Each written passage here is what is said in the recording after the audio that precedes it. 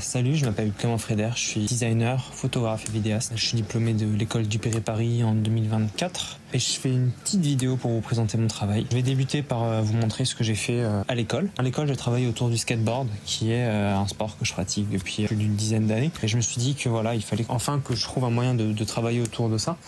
Donc l'idée, c'était de prendre le skateboard d'un point de vue assez loufoque. On porte des immenses pantalons qu'on tient avec une ceinture du mieux qu'on peut. On porte des immenses bonnets puisque ça nous sert à nous rassurer en fait quand on chute. Ça sert aussi à tenir nos cheveux quand on skate.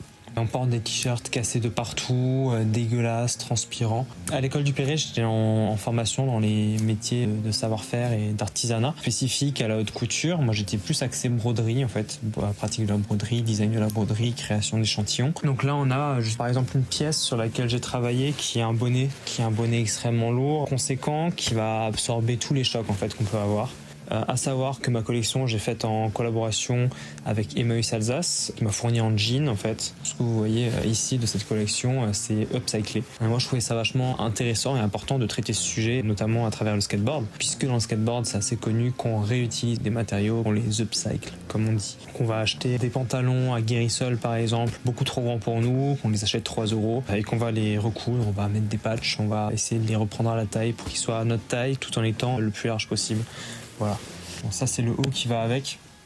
C'était l'idée de travailler autour des designs qu'on peut avoir sur les t-shirts de skate, des photos de skateurs ou des visuels de skateurs.